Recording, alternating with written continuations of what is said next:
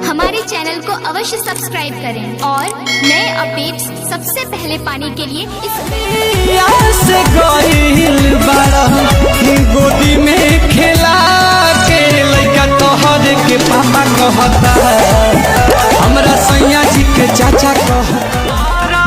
के लगवलू तू ता उठ पौठला कानावा में शोभे तोहरा बलिया के बाली नंबर कली डायल हो कोई दिले बड़ो घायल जात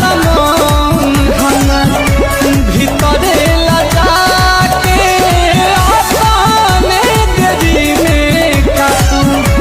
गइला सिखा के खाए के गोल गामा कहता लइका तोहरे के पापा कह के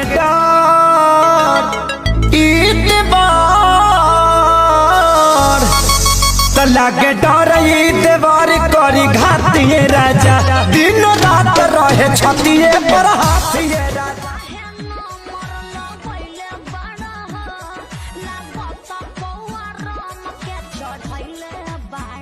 नाश कर देला हमर नया नया गवाना नया तकिया बिछवाना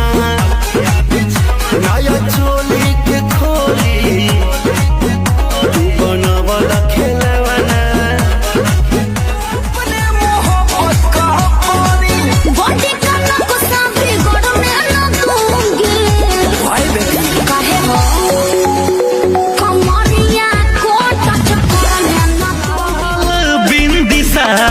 जब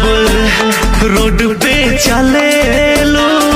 साचो एम्बुलेंस गोरी तू तो लगे लो कोई दिल मारू घायल हो पेन्ही बटन के पास आजकल का प्यार भी गजब हो गया